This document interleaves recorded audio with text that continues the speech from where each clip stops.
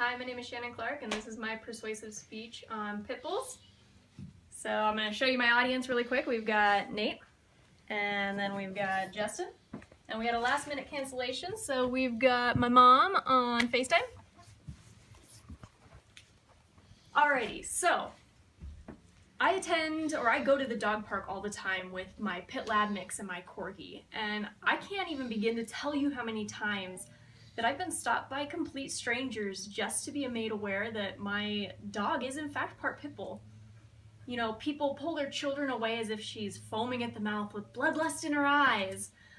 I'm sorry, but you don't know my dog, and I feel like you shouldn't get to make that judgment.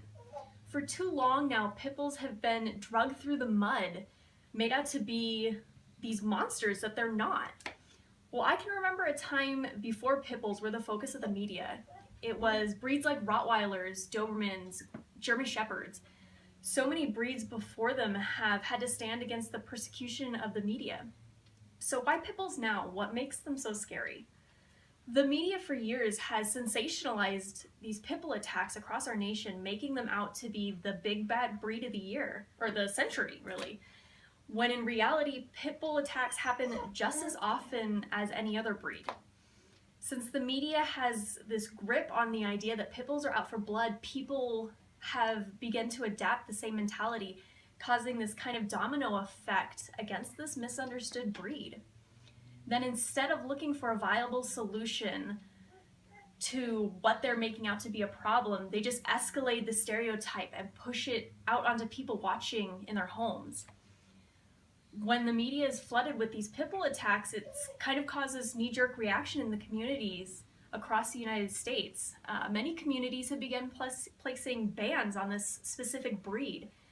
And with no tolerance shelters for pit bulls, they're being euthanized almost as soon as they're being put into these shelters. They're given no chance at life, really. We're basing our views on an entire breed by the actions of a few, and you can hear my vicious pit bull in the background. Does this sound familiar? Just recently they tried to place a ban on certain countries from entering the US because of the radical actions of a few. Now people are labeling all of them as terrorists.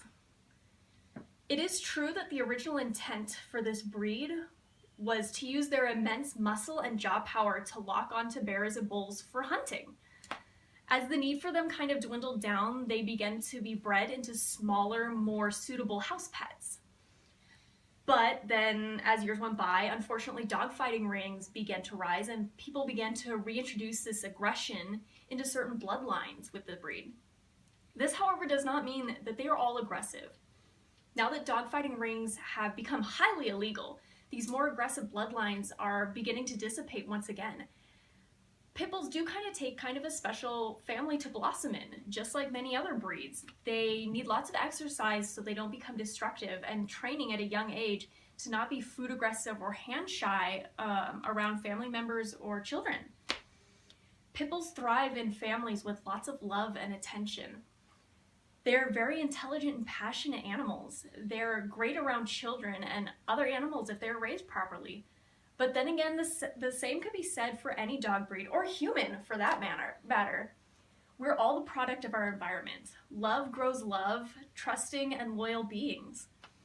We should not be condoning an entire breed because of the actions of a few. They deserve the same fighting chance that most people try to give to others.